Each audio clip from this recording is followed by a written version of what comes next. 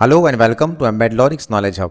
In our previous video, we learned how to set up PlatformIO IDE with Visual Studio Code, and we have also written a simple program to blink an on-board LED with ESP32 board. In this video, we are going to learn how to interface external LED with ESP32. Let's check the connections. We require ESP32 board, a current limiting resistor, and an LED. The LED is connected like this. Anode is connected to the I/O pin of ESP32 board via a series current limiting resistor, and the cathode is directly connected to ground. The important point is how to calculate the value of series current limiting resistor R. The value of R should be chosen such that the current flowing from the LED is limited to a safe value. In order to calculate the value of R, you need to find the output voltage of I/O pin of MCU, Vout. You need to find LED forward voltage drop, VLED, and you need to find the current required to be passed from an LED, that is ILED. For ESP32, Vout equals to 3.3 volt. Voltage drop across LED, VLED, I am choosing as 1.7 volt. Voltage drop across LED can vary based on the type and color.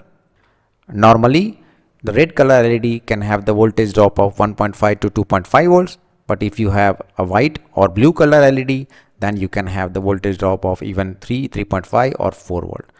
So best to check the datasheet of your LED to find out the exact value of the voltage drop. Finally, you need to find the required current to be passed from an LED. For optimum performance and full brightness, 20 mA is the standard value of the LED current. In order to have a safety margin, I am choosing 15 mA for my LED. Based on these values, I can calculate the value of R is equal to Vout minus VLED divided by ILED. I am getting the value of R equals to 106 ohm. I prefer to choose next available higher value to have a safe margin. So, as you can see, I have an ESP32 board, a current limiting resistor, and an LED. The connections are like this.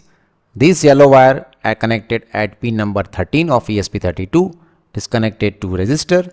Resistor other point connected to the LED, and the LED cathode is connected to the ground of ESP32 via green color wire. I already connected to my laptop, and what I have to do now is on the program side.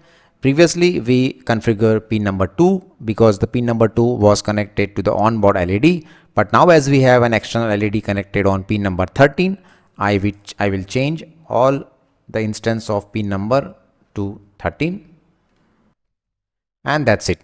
Now just save the file, build. The build is successful, and just click the upload button from here. As you can see, once the program downloading completes, an external LED starts blinking. I hope you like this video. Like, share and subscribe to the channel to stay updated on the latest videos. Thank you and goodbye.